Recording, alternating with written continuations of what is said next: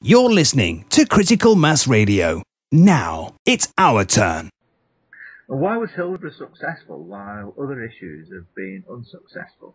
Well, it's taken 20 years really for this, any resemblance of the truth to surface. But we had a special community, didn't we? We had the focus of football, the focus of a closely knit community that stuck together by and large and would not give in. We haven't got that in the UK with other issues of injustice, such as the London bombings. It's, belief and attitudes to the London bombings are very much dispersed and varied. So it's not quite so easy to mobilise and galvanise the kind of support that was focused on the Hillsborough issue. But I think somehow the nation's got to accept and acknowledge Hillsborough, what it is, and I think the people and the families that have suffered and the supporters that have got behind Liverpool, criticism over the years from all over the nation, have done the nation proud here and offer hope feeling, I believe, because the example and the example that was seen in the press needs to be pursued over and above Hillsborough now. And into other areas. And it's not good politicians pointing the finger at South Yorkshire Police, right? Because that's hypocritical. They need also to reflect on the other areas of injustice and on their own role in the cover-up. So I hope that certainly people from Liverpool, for instance, that are hearing this, reflect on events and there is, I am so happy in one sense that the truth is close to coming out now, and that South Yorkshire Police and the activities of West Midlands Police and the cover-up of Hillsborough has come out. Whether that's going to be to the satisfaction of everybody who was in the Hillsborough Family Support Group, the campaign, only time will tell. But I do feel as though what's happened, in the long run, some good can come of it that's wider and greater than the justice surrounding the events in 1989. Hopefully it has an important healing part in a new value system within the nation. And that's what I guess we can hope for. What was Hillsborough? Was it anything more sinister? I don't know really. I often wonder, why were the tickets printed? At the time of the tickets at Leffings Lane, stamped at 2:45. That in itself was teeing up Hillsborough as a disaster waiting to happen. Why was Chief Superintendent Brian Mould suddenly taken away from command when he previously had, the two previous years he'd had command of the semi-finals, and replaced by David Duckenfield? You've got to look at some of the incidents that happened at Hamilton Road in that district in South York, in the events leading up to Hillsborough, because under Brian Mould's leadership, a terrible incident occurred that has largely been covered up. And that was from a probationary officer who was called to an incident at a cemetery in Sharrow, in Sheffield, one dark evening, only to be met by three balaclavaed individuals who basically nearly buried this probationer alive, and for an hour tormented the living daylights out of him, believing that, and that individual believed he was going to be buried alive in a dark cemetery where a big hole had been dug, and he was placed inside. Now, how did that end? Well, the guys with the balaclavas took the balaclavas off and revealed themselves to be police officers. Right? Now, the guy that was in that hole and in that dreadful situation, clearly thought he was going to die at the time, and completely freaked out, never to return to police service ever again. And his father took up the case and made a complaint to the Independent Police Complaints Commission. You can guess what happened. It was all covered up. And such a disgraceful event. Never, there was no disciplinary action. And the only thing that happened under the regime of Brian Mole, this all happened under his district command. So this was almost like it's a satanic abuse here. Happened under his directorship. And he was actually moved away from Hillsborough when he was clearly the most experienced officer to handle such semi-finals. I've since heard that people in 1988 at Leppings Lane were warning that this was a disaster waiting to happen. Consider the possibility that this was almost like, I hate to say this, but I would consider the possibility that this was almost a disaster that they were prepared to see happen, because you look at the focus of Lord Justice Taylor's report, and it was all about ground improvement. Now, who benefits? Well, certainly we've got a multi-billion-pound industry in the Premiership now, where as a result of what happened at Hillsborough, all the stadiums were became all-seaters, and then the money came flooding into football, and we have this industry. But you wondered, what on earth, how did that happen? And there were clearly mistakes. There were clearly difficult, awkward, horrible things that were happening in the district and in the district command prior to the 1989 disaster. So South Yorkshire Police really have got a lot to answer for in that respect. So it'll be interesting how it all unfolds and whether we do see criminal prosecutions in the fullness of time.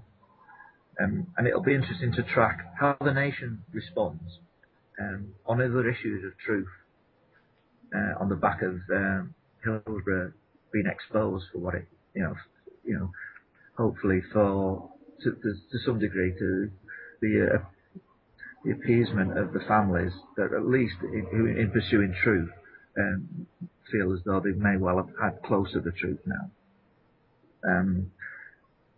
Close enough to the truth in order to actually move to the next stage. Something which they've not been able to do for 23 years, which has been shameful. So there's my thoughts on Hillsborough. As a lad, I was a Liverpool supporter, but I liked the Oval Ball, and I was in the Commons on the debate in November 2011, which led to the decision to have full disclosure. But South Yorkshire Police are an interesting force because there are other miscarriages of justice, I believe, that are worth mentioning here at this time, because I know I've been in touch with a lady called Vicky Haigh. Now, Vicky Haigh is a very interesting case here because Vicky Haigh was a former champion hurdler, jump jockey, and we've had a perverse and irrational decision on her case. I've had access to the files on Vicky's case. Vicky is a highly articulate woman, and she was a mother, and as a young mother, separated from her former partner. There were allegations of child abuse of the father, brought initially not by Vicky herself, but by the social services and the school, understandably, Vicky, listening to her daughter, had grave concerns. But what we get here is a perverse decision. And I've seen the case files. I cannot for the life of me understand the behaviour of South Yorkshire Police in failing to present files to the Crown Prosecution Service. Instead, what we end up with, instead of actually a criminal trial, potential child, we end up with Vicky losing custody of her daughter on the basis of emotional abuse with a non-molestation order presented on that. But the situation gets far worse than that in Vicky's case. She'd been persuaded by her own legal team, almost stitched up by her own legal team, to withdraw any kind of allegation against her former husband, despite the fact that the daughter had never retracted what she'd declared and what statements she'd made about abuse. And Vicky, under great pressure and duress, the fear of losing custody of her own daughter, which was the narrative put out by her own legal team, decided to press the charges, and as a result of that was found by the judge in a secret family court to have coached her daughter without one shred of evidence to say as much. Now, that led to the non-molestation order, which subsequently got breached in an unusual circumstance when Vicky saw her daughter later on in a garage forecourt and said hello and went up to the car window. That, believe it or not, in the secret family justice court, triggered a 3-year criminal sentence. Yeah. Hague. Now, totally outrageous here. We've got a perverse and irrational decision and a corrupt decision and corrupt practice by South Yorkshire Police. I'm not afraid to go on record. I'm ashamed of my police force. I do not believe that when current assistant chief constables and chief constables say that we're not the same force as we were back in 1989. I don't believe that for 1 minute. I believe that they lack courage. Bear in mind, when I joined the force, that particular force went with a mantra. That mantra was called justice with courage. They've abandoned that now, and rightly so, because I see no courage at senior level within South Yorkshire Police at the moment. They lack courage in dealing with me when I was making the allegations of 9/11 and 7/7 being inside jobs and the terror threat being bogus. They lack courage all 23 years at Hillsborough. In a way, the rhetoric that still holds about we're not the same force, we're open and transparent. Well, I'd like to see that open and transparency in evidence, because I can't see any of it yet. I can't see any change. I still see a force that is hiding things. And if South Yorkshire Police become the pariahs of British policing, then they've only got themselves to blame. So there's the reflection of a former principal intelligence analyst on a police force that has fallen into disrepute, and deservedly so. Now, what do I hope? Well, there are good. I had 17 years of good service in South Yorkshire Police. There were a lot of good police officers. There were a lot of officers who were dismayed. The leadership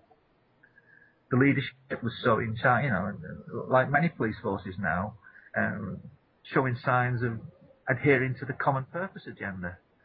And officers were being asked to make decisions that really were beyond the normal authority. This was leading to some perverse decisions. So, how typical is South Yorkshire Police compared to other police forces? Well, these days I've been getting involved in a lot of secret family court cases where we have state child snatching. And I'm increasingly seeing cases, and I'm totally horrified by the extent to which I see corruption in the police forces of England and Wales and in social services in making some perverse and irrational decisions to take children away in non-accidental injury cases based on so-called expert witness decisions that seem to be made in full cahoot with social services and police complicity, and in many cases seem quite irrational. And not every case of, say, forced adoption is wrong. You're listening to Critical Mass Radio. Now it's our turn.